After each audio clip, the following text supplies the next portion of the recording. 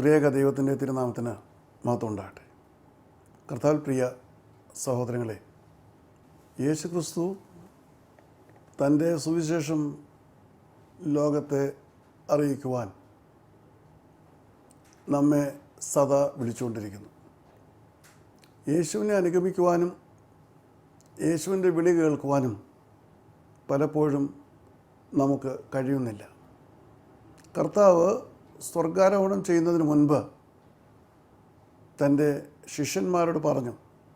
വിശുദ്ധ മർക്കോസിൻ്റെ സുവിശേഷം 16-ാം അധ്യായം 15-ാം വാക്യത്തിൽ കാണുവാൻ കഴിയും, നിങ്ങൾ ഭൂലോകത്തിലൊക്കെയും പോയി സകല സൃഷ്ടികളോടും സുവിശേഷം ഘോഷിപ്പിക്കും. നിങ്ങൾ ഭൂലോകത്തിലൊക്കെയും പോയി സകല സൃഷ്ടികളോടും സുവിശേഷം ഘോഷിപ്പിക്കും. കർത്താവ് ഇത് ശിഷ്യന്മാരോട് പറയുമ്പോൾ ഭൂലോകത്തെക്കുറിച്ച് അറിവുള്ള ഒരു സമൂഹമല്ലായിരുന്നു അവർ. വെറും മുക്കുവന്മാർ, അതുപോലെ സമൂഹത്തിൻ്റെ താഴേക്കിടയിലുള്ളവരായിരുന്നു. വിദ്യാഭ്യാസ യോഗ്യതകളില്ല. യഹൂദ സഭയുടെ ഏറ്റവും താണ ശ്രേണിയിലുള്ള ഒരു പറ്റം ആളുകളോടാണ് കർത്താവ് ഇത് പറയുന്നത്. നിങ്ങൾ ഭൂലോകത്തിലൊക്കെയും പോയി സകല സൃഷ്ടികളോടും സുവിശേഷം പ്രസംഗിക്കുക. പ്രസംഗകല അറിയാവുന്നവരല്ല. ഒരു മുക്കവനോട് പ്രസംഗിക്കുവാൻ പറഞ്ഞാൽ അവൻ എത്രമാത്രം പ്രസംഗിക്കുവാൻ കഴിയും? ഒരു ചുങ്കക്കാരനോട് പ്രസംഗിക്കുവാൻ പറഞ്ഞാൽ അവൻ എത്രമാത്രം പ്രസംഗിക്കുവാൻ കഴിയും? അപ്പോൾ പ്രസംഗകല എന്നത് തന്നെ അന്യമായിട്ടിരിക്കുന്ന ഒരു സമൂഹത്തോട് മറ്റു പല കാര്യങ്ങളിലും വളരെയധികം പ്രാവീണ്യമുള്ള വ്യക്തികളായിരിക്കാം അവർ. ഒരു പക്ഷേ മുക്കുവനായ പത്രോസ് ഒരു നല്ല മുക്കുവനായിരുന്നിരിക്കാം. സബദി മക്കൾ അപ്രകാരം തന്നെ ഉള്ളവരായിരിക്കാം. അന്ത്രയോസ് അപ്രകാരമുള്ളവരായിരിക്കാം. നല്ല മുക്കുവന്മാരായിരിക്കാം. കാരണം ഗലീല കടലിൽ എപ്പോഴും വല വീശി മീൻ പിടിച്ച് നല്ല തഴക്കവും പഴക്കമുള്ളവരായിരുന്നിരിക്കാം. പക്ഷേ സകല സൃഷ്ടികളോടും പോയി സുവിശേഷം പ്രസംഗിക്കുവാൻ പറയുമ്പോൾ അത് വളരെയധികം പ്രായോഗികമല്ലാത്ത അപ്രായോഗികമായൊരു കാര്യമാണ്. ഏതാണ്ട് 15 മൈൽ മാത്രം വിസ്തീർണമുള്ള ഗലീലക്കടലിനെ മാത്രം അറിയാവുന്നവരും ആ 15 മൈൽ വിസ്തീർണമുള്ള ഗലീലക്കടലിൽ മാത്രം പ്രവർത്തിച്ചിരുന്നവരാണ് കർത്താവിൻ്റെ ശിഷ്യന്മാരിൽ ഭൂരിഭാഗം പേരും. പിന്നെ ചുങ്കക്കാരനായ മത്തായി. അങ്ങനെ കർത്താവ് പറഞ്ഞിരിക്കുന്ന ഈ വലിയ ദൗത്യത്തിന് യാതൊരു രീതിയിലും യോഗ്യന്മാരല്ലാത്തവരാണിവർ. അതേസമയത്ത് യഹൂദ സഭയിലേക്ക് അപ്പോൾ നോക്കുമ്പോൾ വളരെ അഗ്രഗണ്യന്മാരായുള്ളവരവിടെ കാണാൻ കഴിയും. ശാസ്ത്രിമാർ, ദൈവത്തിൻ്റെ വചനത്തിൽ അഗാധമായ പാണ്ഡിത്യം നേടിയവർ, അവിടുത്തെ നിയമനിർമ്മാണങ്ങളിലും നിയമവശങ്ങളിലൊക്കെ വളരെയധികം പ്രവർത്തിക്കുന്നവരാണ് ശാസ്ത്രിമാർ. യഹൂദ സഭയുടെ തന്നെ മുതൽക്കൂട്ടാണ്. പരീശന്മാർ ദൈവത്തിനു വേണ്ടി പ്രവർത്തിക്കുമെന്നും മോശയുടെ ന്യായപ്രമാണപ്രകാരം ജീവിക്കുമെന്നും ദൈവത്തോട് ഏറ്റവും അടുത്ത് മുൻപോട്ട് പോകുമെന്നും സ്വയമായ പ്രതിജ്ഞ എടുത്തവർ. അപ്പോൾ അങ്ങനെയുള്ള ഒരു വലിയ വിഭാഗം യഹൂദ സഭയിലുണ്ട്. പുരോഹിതന്മാർ വളരെ വ്യക്തമായിട്ടുള്ള പല തലങ്ങളിൽ പ്രവർത്തിക്കുന്ന അനേകർ ഉള്ള ഒരു സഭ അവിടെ ഉള്ളപ്പോൾ അത് തന്നെ മാതൃസഭയാണ്. എന്നാൽ ആ സഭയിൽ നിന്ന് ആരെയും യേശു വിളിക്കുന്നില്ല. ആ പാണ്ഡിത്യമുള്ള ആരെയും യേശു തിരഞ്ഞെടുക്കുന്നില്ല. അതിലെ അഗ്രഗണ്യന്മാരായിട്ടുള്ളവരെ യേശു തിരിഞ്ഞു നോക്കുന്നില്ല. പിന്നെയോ യേശു തിരഞ്ഞെടുത്തത് പാവപ്പെട്ടവരായ, കൂലിക്കാരായ, യാതൊരു വിദ്യാഭ്യാസവും ഇല്ലാത്ത ഒരു പറ്റം പാവപ്പെട്ടവരെയാണ്. എന്നിട്ട് അവരോടാണ് പറയുന്നത്, നിങ്ങൾ ഭൂലോകത്തിൻ്റെ അറ്റത്തോളം സകല സൃഷ്ടികളോടും സുവിശേഷം പ്രസംഗിക്കുക. ഇവിടെ 3 കാര്യങ്ങളാണ് നമുക്ക് മനസ്സിലാക്കാനുള്ളത്. ഒന്ന്, ഭൂലോകത്തിൻ്റെ അറ്റത്തോളം പോവുക എന്ന് പറയുമ്പോൾ എങ്ങനെയാണ് ഇവർ ഭൂലോകത്തിൻ്റെ അറ്റത്തോളം പോകുന്നത്? ഭൂമിശാസ്ത്രപരമായിട്ട് യാതൊരു തിരിച്ചറിവുമില്ല.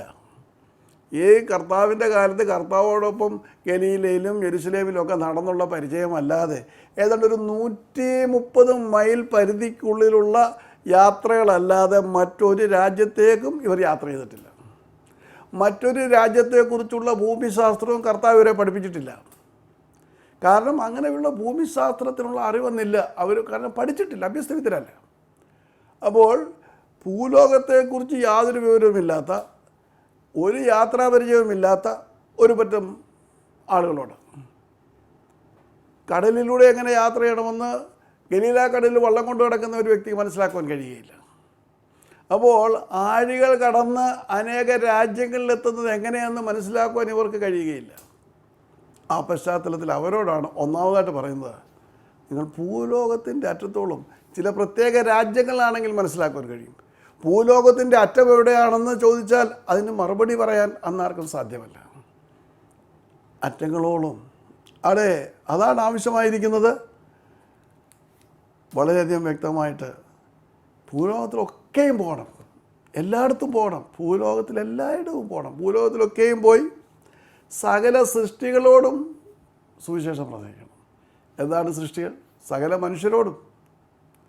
ഈ സകല മനുഷ്യരെന്ന് പറയുമ്പോൾ ബാബേലിൽ വെച്ച് ഭാഷകൾ വിഭജിക്കപ്പെട്ട ശേഷം, അതുവരെ ഒരു ഭാഷയുള്ളായിരുന്നു. നാം ന്യായമായും മനസ്സിലാക്കേണ്ടത് അത് കഴിഞ്ഞ ശേഷമാണ്, ബാബേലിൽ വെച്ചാണ് ഭാഷകൾ രൂപാന്തരപ്പെടുന്നത്, ലോകത്തിൻ്റെ അറ്റങ്ങളോളം അതേ മാനവജാതി ചിതറപ്പെടുന്നത്. അപ്പോൾ അനേക ഭാഷകളുള്ള ഈ ഭൂലോകത്തിൽ ഇവിടെ ഇവർക്ക് സംസാരിക്കുവാൻ കഴിയുന്നത് ഒന്നുകിൽ സാധാരണയായ ആരാമ്യ ഭാഷ അല്പം അറിയാമായിരിക്കും, അല്ലെങ്കിൽ യവന ഭാഷ, ഗ്രീക്ക് ഭാഷയാണ്. ഇതല്ലാതെ മറ്റൊരു വിവരവും ഇവർക്കില്ല. ഭൂലോകത്തിലൊക്കെയും പോയി സുവിശേഷം പ്രസംഗിക്കണമെന്ന് പറയുമ്പോൾ എങ്ങനെ ആശയവിനിമയം നടത്തുവാൻ സാധിക്കും? ഒരു രാജ്യത്ത് എന്നാൽ ആ രാജ്യത്തിൻ്റെ സംസ്കാരം ഉൾക്കൊള്ളുവാൻ കഴിയണം, ആ രാജ്യത്തിലെ ഭാഷ പഠിക്കുവാൻ കഴിയണം, എന്നിട്ട് ആ രാജ്യത്തിലെ ഭാഷയിലാണ് ആശയവിനിമയം ചെയ്യേണ്ടത്. അസാധ്യമായ, ലോക ചരിത്രത്തിൽ അസാധ്യമായത് അതുവരെ നടന്നിട്ടില്ല. അത് കഴിഞ്ഞ ശേഷവും നടക്കാത്ത കാര്യം. ഒരു പറ്റം പാവപ്പെട്ട മക്കളോട്, യാതൊരു വിദ്യാഭ്യാസ യോഗ്യതകളില്ലാത്ത ഒരു പറ്റം പാവപ്പെട്ട മനുഷ്യരോട് യേശു പറയുകയാണ്, ഭൂലോകത്തിലൊക്കെയും പോയി സകല സൃഷ്ടിയോടും സകല മനുഷ്യരോടും സുവിശേഷം പ്രസംഗിക്കുവാൻ. മുക്കവന് പ്രസംഗത്തെക്കുറിച്ച് എന്തറിയാം? ചുങ്കക്കാർ ചുങ്കം പിരിക്കുന്നതിനേക്കാൾ ഉപരിയായിട്ട് പ്രസംഗത്തെക്കുറിച്ച് എന്തറിയാം? അവിടെ വഴിയിൽ നടന്നവനെയൊക്കെ വിളിച്ച് ശിഷ്യന്മാരാക്കിയിട്ട് ചോദിച്ചാൽ സാറിന് ചോദിക്കാമല്ലോ. അപ്രകാരം അസാധ്യമായ ഒരു വലിയ വിളിയാണ് യേശു ലോകത്തിന് നൽകിയിരിക്കുന്നത്. ഈ വിളി അന്നത്തെ കർത്താവിൻ്റെ അനുഗാമികൾക്ക് മാത്രമല്ല, എന്നെയും നിങ്ങളെയും കുറിച്ചുള്ള ഒരു വിളി കൂടിയാണ്. നമുക്ക് ഒരുപാട് കാര്യകാരണങ്ങൾ കൊണ്ട് ഒഴിഞ്ഞു മാറാൻ കഴിയും. കർത്താവ് പ്രിയ സഹോദരങ്ങളെ, ഞാനൊന്ന് ചോദിച്ചുകൊള്ളട്ടെ, അന്നത്തെ കാലത്ത് അജ്ഞാനികളായിട്ട്, അന്നത്തെ കാലത്ത് അറിവില്ലാത്തവരായിട്ട്, യാതൊരു രീതിയിലും തിരിച്ചറിവില്ലാതെ ആ ഒരു ഭൂപ്രദേശത്തെക്കുറിച്ച് മാത്രം അറിവുള്ള ഒരു കൊച്ചു സമൂഹത്തോട് കർത്താവ് ഇത് പറയുമ്പോൾ മീഡിയ എന്ന് പറയുന്നൊരു കാര്യമില്ല, വർത്തമാന പത്രങ്ങളില്ല, റേഡിയോ ഇല്ല, അതേ ടെലിവിഷനില്ല, അതുപോലെയുള്ള യാതൊരു മൊബൈൽ ഫോണുകളില്ല, ഒരു ഒരു ഒരു സൗകര്യങ്ങളുമില്ല, വലിയ കപ്പലുകളില്ല, വിമാനമില്ല, മോട്ടോർ കാറില്ല, സൈക്കിളില്ല, ഇതൊന്നുമില്ലാതിരുന്ന, എല്ലാ രീതിയിലും അതിൻ്റേതായിട്ടുള്ള പ്രാഥമിക തലത്തിൽ മാത്രമായിരുന്ന ഒരു സന്ദർഭത്തിൽ ആണ് കർത്താവ് ഇത് പറയുന്നത്. ഇന്ന് നമുക്ക് വളരെയധികം സംവിധാനങ്ങളുണ്ട്. നാം ഇപ്പോൾ ഇവിടെ ഈ സംസാരിക്കുന്നത് തന്നെ അമേരിക്കയിൽ കേൾക്കുവാൻ കഴിയും. എന്തെല്ലാം ആധുനിക സംവിധാനങ്ങളിൽ ശാസ്ത്രം പുരോഗമിച്ചിരിക്കുന്നു. അപ്പോൾ അങ്ങനെയുള്ള സാഹചര്യങ്ങളിലൊക്കെയും ഏറ്റവും വലിയ വലിയ വലിയ വലിയ പുരോഗമനമുണ്ടായിട്ടും ഇന്നും കർത്താവിൻ്റെ വിളി കേൾക്കുവാൻ അനേകർക്ക് കഴിയുന്നില്ല. ഇതൊന്നുമില്ലാതിരുന്ന കാലത്ത്, യാതൊരു വിധത്തിലുള്ള സൗകര്യങ്ങളില്ലാതിരുന്ന കാലത്ത് കർത്താവ് ഇത് പറയുമ്പോൾ അത് ആ സമൂഹം സർവാത്മന വിശ്വസിച്ചു എന്നുള്ളതാണ് അതിൻ്റെ പ്രത്യേകത. കർത്താവിനോട് ചോദിച്ചില്ല, കർത്താവ് ഈ ഭൂലോകത്തിലൊക്കെ എന്ന് പറയുമ്പോൾ എത്രായിരം മൈലുണ്ട്, അല്ലെങ്കിൽ സകല ജാതികളോടും എന്ന് പറയുമ്പോൾ, അല്ലെങ്കിൽ സകല സൃഷ്ടികളോടും എന്ന് പറയുമ്പോൾ അത് എത്രയാണ്, എവിടെയാണ്, എങ്ങനെയാണ്, എത്ര ഭാഷ, ഇതൊന്നും അവർ കർത്താവിനോട് ചോദിക്കുന്നില്ല. അപ്പോൾ സമ്പൂർണമായി കർത്താവിൽ വിശ്വസിച്ചുകൊണ്ട് കർത്താവ് പറയുന്നത് പ്രാവർത്തികമാകും എന്ന് ഉറച്ചുകൊണ്ടാണ് അവർ അത് ശ്രദ്ധിക്കുന്നത്. എങ്ങനെ സംഭവിക്കുമെന്ന് അവർക്ക് അറിഞ്ഞുകൂടാ. പക്ഷേ താൻ സ്വർഗാരോഹണം ചെയ്യുന്നതിന് തൊട്ട് മുൻപ് താൻ അവരോട് കൽപ്പിച്ച അതിൻ്റെ മുഖാന്തരം താൻ അവർക്ക് നൽകിയ ആ വലിയ ദൗത്യത്തിൻ്റെ താക്കോൽ കർത്താവ് നൽകുകയാണ്. അപ്പോസ്തല പ്രവൃത്തി 1-ാം അധ്യായത്തിൻ്റെ 8-ാം വാക്യത്തിൽ നമുക്കത് കാണുവാൻ കഴിയും. എന്നാൽ പരിശുദ്ധാത്മാവ് നിങ്ങളുടെ മേൽ വരുമ്പോൾ നിങ്ങൾ ശക്തി ലഭിച്ചിട്ട് യെരുശലേമിലും യഹൂദ്യയിൽ എല്ലായിടത്തും ശമര്യയിലും ഭൂമിയുടെ അറ്റത്തോളം എൻ്റെ സാക്ഷികളാകും എന്ന് പറഞ്ഞു. Jesus is calling us even today. But we have many excuses. He wants us to be his testimonies, his witnesses to the world. But today's Christian world is reluctant to take up that great goal of witnessing. Before his ascension, he told his disciples, you see, he gave them the Great Commission. What did he tell them? Yeah, go and preach the gospel to all the world. That's what he wanted them. See, you should go to the uttermost parts, to all around the world, and speak to every creation the gospel. And he was giving this advice or telling these people who had no experience at all. They were not learned. They had no previous traveling experience. And they were ignorant about the facilities available in the world at that time. You see, all their experience was in and around the Sea of Galilee, which had area of about 15 miles. That's it. So, he is telling about his goal and giving them instructions to go to all the countries of the world where it is possible. They themselves do not know geography, they have not learned, they do not know how many countries are there. They do not know how to reach the other countries. And he tells them to preach to those people. They don't know how many people are there, how many languages are there. And they are not professional speakers as they are. Many of them are fishermen in and around that small fishing town of Galilee. Some are, you see, publicans. So they do not know exactly what is to be done, because they were not proficient in any of the things what Jesus said. They don't have the worldly experience, neither are they educated, they have not traveled before, they are not thorough in any other languages other than Greek or maybe little Aramaic. So, it's a paradox. How could Jesus give these orders to these poor set of people? But Jesus, the Son of God, he knew what he was saying. And just before his ascension, he says, you see, when the Holy Spirit is come upon you, he will give you power. And you will be my witnesses in Jerusalem, yes, in all Judea and Samaria, unto the uttermost parts of the world. These two should be connected. When we take up the Great Commission was fulfilled, or the Great Commission was completely put on road, or the Great Commission was set to go, or the disciples set to go because they were given the power. And Jesus gave them the power. The power that was necessary. You know what power? The power to travel, the power to speak, the power to endure hardships, everything. And Jesus says, see, but the primary condition is that Holy Spirit should come upon them. When the Holy Spirit is come upon you, you shall receive power.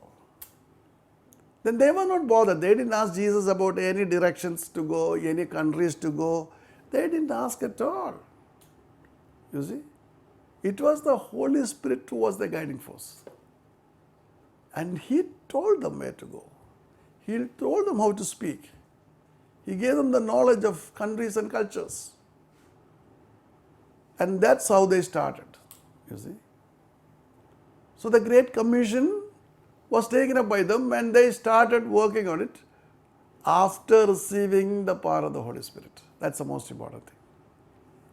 പരിശുദ്ധാത്മാവിൻ്റെ ശക്തി പ്രാപിച്ച ശേഷമാണ് കർത്താവിൻ്റെ ആ കൽപ്പന പ്രാവർത്തികമാക്കുവാൻ അവർ ഇറങ്ങിത്തിരിക്കുന്നത്. കാരണം കർത്താവിനോട് വ്യക്തമായിട്ട് പറഞ്ഞു, പരിശുദ്ധാത്മാവ് നിങ്ങളുടെ മേൽ വരും, നിങ്ങൾക്ക് ശക്തി ലഭിക്കും. ആ ശക്തി അവർക്ക് ആവശ്യമായിരുന്ന സകല ഘടകങ്ങൾക്കും മറുപടി നൽകുന്ന ശക്തിയായിരുന്നു.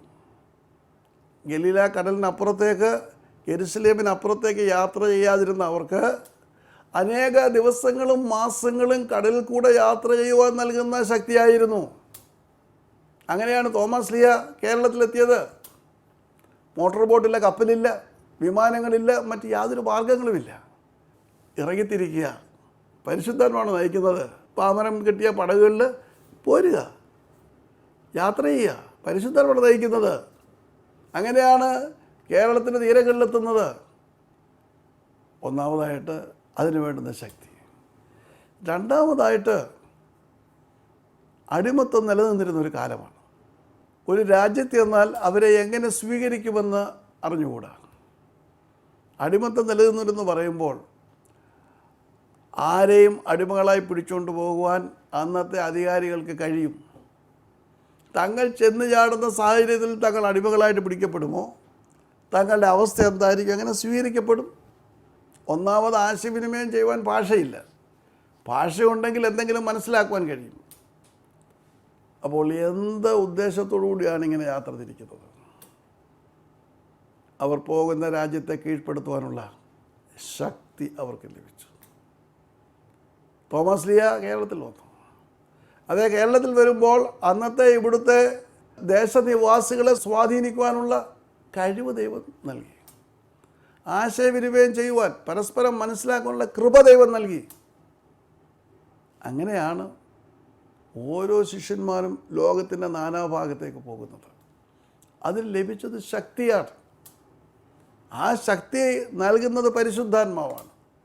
മാത്രമല്ല, സുദീർഘമായ യാത്രകളിൽ എന്തെല്ലാം അസ്വസ്ഥതകൾ, രോഗങ്ങൾ, പകർച്ചവ്യാധികളൊക്കെ വരുവാൻ കഴിയും. ആരോഗ്യം ഒരു വലിയ പ്രശ്നമാണ്. എന്നാൽ അങ്ങനെയുള്ള യാത്രകളിലൊക്കെയും അവർക്ക് ശക്തി പകർന്ന, യാതൊരു വിധത്തിലുള്ള രോഗങ്ങളും പ്രയാസങ്ങളും ഒന്നും വരുവാനിടയാകാതെ അവരെ സുരക്ഷിതരായിട്ട് എത്തേണ്ട സ്ഥാനങ്ങളിൽ എത്തിക്കുന്നതിനുള്ള ശക്തി നൽകുന്നതും പരിശുദ്ധാത്മാവാണ്. അപ്പോൾ പരിശുദ്ധാത്മാവ് കടന്നു വരുമ്പോൾ, പരിശുദ്ധാത്മാവിനാൽ അഭിഷേകം ചെയ്യപ്പെടുമ്പോൾ കർത്താവിൻ്റെ ശുശ്രൂഷയ്ക്ക് ആവശ്യമായ സകല സംവിധാനങ്ങളും പരിശുദ്ധാത്മാവ് ഒരുക്കിത്തരും. അതാണ് ഇതിൽ നാം പഠിക്കേണ്ടത്. അല്ലാതെ കർത്താവ് ഇവർക്ക് ഓരോ സർട്ടിഫിക്കറ്റ് കൊടുത്തില്ല. തിയോളജിയിൽ ഓരോ സർട്ടിഫിക്കറ്റ്, പത്രോസിൻ്റെ സർട്ടിഫിക്കറ്റ്, അല്ലെങ്കിൽ യോഹന്നാന് വേറെ ഒരു സർട്ടിഫിക്കേഷൻ നൽകിയത്. പരിശുദ്ധാത്മാവിൻ്റെ സർട്ടിഫിക്കേഷൻ മാത്രമേ ഇവർക്കുണ്ടായിരുന്നുള്ളൂ. അതിൻ്റെ ശക്തിയുടേതായിട്ടുള്ള സർട്ടിഫിക്കേഷൻ മാത്രമേ ഇവർക്കുണ്ടായിരുന്നുള്ളൂ. പിന്നെ പ്രസംഗിക്കുവാൻ ഇവരാരും പ്രസംഗതയിൽ വിദഗ്ധന്മാരല്ല. പക്ഷേ അവർ ചെന്നിരുന്ന രാജ്യങ്ങളിൽ ആശയവിനിമയം ചെയ്യുവാനുള്ള കഴിവ് വേണം, പ്രസംഗിക്കുവാൻ അതിലുപരിയായ കഴിവ് വേണം. അവിടെയുള്ള അനേകായിരങ്ങളെ യേശുവിലേക്ക് ആകർഷിക്കുവാൻ തക്കവണ്ണം ആശയവിനിമയം നടത്തുവാൻ, പ്രസംഗിക്കുവാൻ അവർക്ക് ദൈവം കൃപ നൽകി. പരിശുദ്ധാത്മാവ് ശക്തി നൽകി. അപ്പോൾ ഈ പരിശുദ്ധാത്മാവിൻ്റെ ശക്തിയാണ് കർത്താവിൻ്റെ സുവിശേഷത്തെ ലോകത്തിലേക്ക് എത്തിക്കുവാൻ തക്കവണ്ണം കർത്താവ് നൽകിയിരിക്കുന്നത്. ഇന്ന് അനേകർക്ക് പ്രവർത്തിക്കുവാൻ കഴിയാത്തതിൻ്റെ കാരണം ഈ പരിശുദ്ധാത്മാവിൻ്റെ അഭാവമാണെന്ന് ഞാൻ പറയും. നാം എത്ര വലിയ കൺവെൻഷനുകൾ നടത്തിയാലും, എത്ര വലിയ ആരാധനകൾ നടത്തിയിരുന്നാലും, എന്തെല്ലാം നമ്മൾ പരിശുദ്ധാത്മാവിനെക്കുറിച്ച് പ്രസംഗിച്ചിരുന്നാലും, പരിശുദ്ധാത്മാവ് നിറഞ്ഞൊരു സമൂഹത്തിന് മാത്രമേ കർത്താവിൻ്റെ സാക്ഷികളാകുവാൻ കഴിയുകയുള്ളൂ. കർത്താവിൻ്റെ സാക്ഷികളായിട്ട് ജനങ്ങളെ നയിക്കുവാൻ കഴിയുകയുള്ളൂ. ഇവർ പോയി ഓരോ രാജ്യത്തും പ്രസംഗിച്ചു, ഇവരോരോ രാജ്യത്തു നിന്ന് പിന്നെ അവിടെയുള്ളവർ പരിശുദ്ധാത്മ നിറവുള്ളവരായിട്ട് അവർ മറ്റുള്ളവരോട് പറഞ്ഞു. അങ്ങനെയാണ് ഓരോ രാജ്യങ്ങളിൽ ക്രിസ്തുമതം പടർന്നു പിടിച്ചത്. ലോകത്തിലെ ഏറ്റവും വലിയ മതമായിട്ട് ക്രിസ്തുമതം തീരുവാൻ കാരണം ഈ പരിശുദ്ധാത്മാവിൻ്റെ പ്രവർത്തനമാണ്. എന്നാൽ അന്ന് ആദിമസഭ പീഡിപ്പിക്കപ്പെടുന്നൊരു സഭയായിരുന്നു. അനേക എതിർപ്പുകൾ ഇവർക്കുണ്ടായി. പക്ഷെ അവർക്ക് ഒരു പ്രത്യേകതയുണ്ട്. അവർ തങ്ങളുടെ ജീവനെ പോലും യേശുവിനായിട്ട് പണയം വെക്കുവാൻ തക്കതിനൊന്നും ഉള്ള ശക്തി അവർക്കുണ്ട്. ശക്തി എന്ന് ഞാൻ പറയുമ്പോൾ അതിനുള്ള മനസ്സാന്നിധ്യം അവർക്കുണ്ടായിരുന്നു. അതൊരു ആത്മീയ ശക്തിയാണ്. എന്തിനേയും ഏതിനേയും നേരിടുവാനുള്ള ശക്തി. എല്ലാം ഉപേക്ഷിച്ച് തോമസ് ലീഹ ഇവിടെ കടന്നു വരുമ്പോൾ അദ്ദേഹത്തിനുള്ള കുടുംബക്കാരുമില്ല, മനുഷ്യന്മാർ ആരുമില്ല, എല്ലാം ഉപേക്ഷിച്ചാണ് പോകുന്നത്. ഓർത്തഡോക്സ് സഭയുടെ പ്രഭാത നമസ്കാരത്തിൽ ഇപ്രകാരം ഒരു ഗാനമുണ്ട്. ലോകം താത സഹോദരർ ജാതിയതും തറവാടും ആകെയുപേക്ഷിച്ചേശുവിനായി മരണം സഹിച്ച സഹദേന്മാരെ സദാ കാലം സ്മരണം ചെയ്വതു നന്നേറ്റം. ലോകം, താതന്മാർ, മാതാപിതാക്കന്മാർ, സഹോദരങ്ങൾ ഇവരെയൊക്കെ ഉപേക്ഷിച്ചുകൊണ്ടാണ് ഇറങ്ങി തിരിച്ചിരിക്കുന്നത്. ജീവൻ പോലും പണയം വെക്കുവാനുള്ള ശക്തി ആർജിച്ചുകൊണ്ടാണ് ഇവർ ഇറങ്ങി തിരിച്ചത്. തോമസ് ലീഹ ഭാരതത്തിൽ വന്നു, മൈലാപ്പൂരിൽ വന്നു. അവിടെ സെൻറ്റ് തോമസ് മൗണ്ട് അല്ലെങ്കിൽ ചിന്നമലയിൽ അദ്ദേഹം ശൂലമേറ്റ് മരിക്കുകയാണ്. ഞാൻ പലപ്പോഴും അവിടെ പോകാറുണ്ട്. ഇന്നും അവിടെ വനാന്തരമാണ് പ്രിയമുള്ളവർ. ഈ 2000 കൊല്ലം കഴിഞ്ഞിട്ടും അവിടെ കാടുകളാണ്. അവിടെ അങ്ങും ഇങ്ങും ഓരോ വീടുകൾ മാത്രം. ഇന്ന് മറ്റ് രാജ്യങ്ങളിലെ, നമ്മുടെ ഇന്ത്യയിലെ മറ്റ് പട്ടണങ്ങളെയും വെച്ച് നാം തുലനം ചെയ്ത് നോക്കുമ്പോൾ അവിടെ ഇന്നൊന്നുമില്ല. കാടുകളൊക്കെ കുറച്ച് വെട്ടിത്തെളിച്ച് കുറയുണ്ട്, പക്ഷേ ഒരു കുന്നിൻ്റെ മുകളിൽ. അപ്പോൾ എത്രമാത്രം പീഡനം സഹിച്ചാണ് ആ കാടുകളിലൂടെ തോമസ് ലീഹ യാത്ര ചെയ്ത് ഞാൻ ചിന്തിക്കും. അവിടെ പ്രാർത്ഥിച്ചുകൊണ്ടിരിക്കുമ്പോഴാണ് അദ്ദേഹം ശൂലമേറ്റ് മരിക്കുന്നത്. അദ്ദേഹത്തിൻ്റെ മണ്ണുകൊണ്ട് പരിശുദ്ധമായ ഒരു ഭൂമിയാണ്, ഒരു പൈതൃകമാണ് നമുക്ക് ലഭിച്ചിട്ടുള്ളത്. എൻ്റെ നിങ്ങളുടെ ആത്മീയ ജീവിതത്തിൽ ഇത് സാധ്യമാകണമെങ്കിൽ നമുക്ക് ശക്തി ലഭിക്കണം.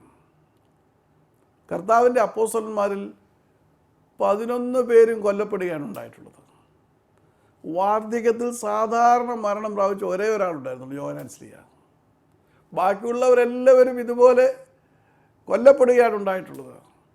സ്വന്തമായിട്ട് ജീവനെ കൊടുക്കുവാനുള്ള ഒരു ശക്തിയാണ് അവർക്കുണ്ടായിട്ടുള്ളത്. എങ്ങനെ സാധിച്ചു? പരിശുദ്ധാത്മാവിൻ്റെ നിറവിൽ. ഇന്ന് കർത്താവിന് വേണ്ടി പ്രവർത്തിക്കുവാൻ, സാക്ഷികളാകുവാൻ അനേർക്ക് കഴിയാറില്ല. പല കാരണങ്ങളാണ്. ചിലർ പറയും, ഞാൻ വാർദ്ധക്യത്തിലായി, എനിക്ക് കൂടുതൽ പ്രവർത്തിക്കാൻ കഴിയുകയില്ല. പക്ഷേ ഒരു കാര്യം ഓർക്കണം, 80-ാമത്തെ വയസ്സിലാണ് മോശപിതാവ് കർത്താവിന് വേണ്ടി ഇറങ്ങി തിരിച്ചത്. കർത്താവ് പ്രായത്തിൻ്റെ പരിധി ഒരിക്കലും തൻ്റെ ശിഷ്യന്മാരോട് പറഞ്ഞില്ല. ഇന്ന പ്രായത്തിന് മേലുള്ളവരും ഇന്ന പ്രായത്തിന് താഴെയുള്ളവരും മാത്രമേ എൻ്റെ ശിഷ്യന്മാരാകുമെന്ന് പറഞ്ഞില്ല. It's an open situation. He called. That call was received by the people. They believed. And that power what they received was sufficient for all the questions that were put before them. You see, when they received power, Jesus said, you will receive power when the Holy Spirit is come upon you. So, and you will be my testimonies, you will be my witnesses. To be witnesses to the uttermost parts of the world, I told you the different criteria in the Great Commission. And the Lord had given them that power to travel, to go across the countries, to meet people from different cultures, to speak to them, and then that is very different, and that's very great. You see, and to face all calamities. 11 of them were martyrs, the disciples. Only John had a natural death. We find St. Thomas coming to India, and he was martyred in Madras, St. Thomas Mount. So we find that when this power is received, the power of the Holy Spirit, it will change our lives. This power has to be experienced today by the churches, congregations and Christian fellowships. Only then they can be testimonies for Jesus. ഈ ശക്തി ഇന്ന് നമ്മുടെ സഭകളും സമൂഹങ്ങളും അനുഭവമാക്കണം. ആ ശക്തി അനുഭവമാക്കുമ്പോൾ മാത്രമേ യേശു ക്രിസ്തുവിന് വേണ്ടിയിട്ട് സാക്ഷികളായിട്ട് ആ കർത്താവിൻ്റെ വലിയ ദൗത്യം ഏറ്റെടുത്ത് മുന്നോട്ട് പോകാൻ സാധിക്കുകയുള്ളൂ. അപ്രകാരം ഇറങ്ങിത്തിരിക്കുവാൻ ഈ വചനങ്ങൾ നിങ്ങളെ സഹായിക്കട്ടെ. നമുക്ക് പ്രാർത്ഥിക്കാം.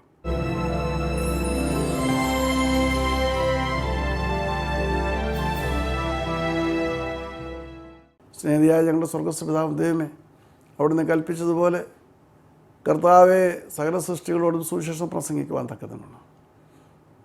ഈ വചനം കേട്ട ഓരോരുത്തർക്കും നീ കൃപ നൽകണമെന്ന് പ്രാർത്ഥിക്കുന്നു. സ്വയം സമർപ്പിച്ചുകൊണ്ട് ഇറങ്ങിത്തിരിക്കുവാൻ അതിൻ്റെ അടിസ്ഥാനമായിട്ടൊന്ന് പരിശുദ്ധാത്മ നിറവ് പ്രാപിക്കുക എന്നുള്ളതാണ്. ആ ശക്തി പ്രാപിച്ച് പരിശുദ്ധാത്മ നിറവിൽ, ആ ശക്തിയിൽ നിൻ്റെ മഹത്തായ ദൗത്യം പൂർണ്ണമാക്കുവാൻ തക്കതിനുണ്ട്.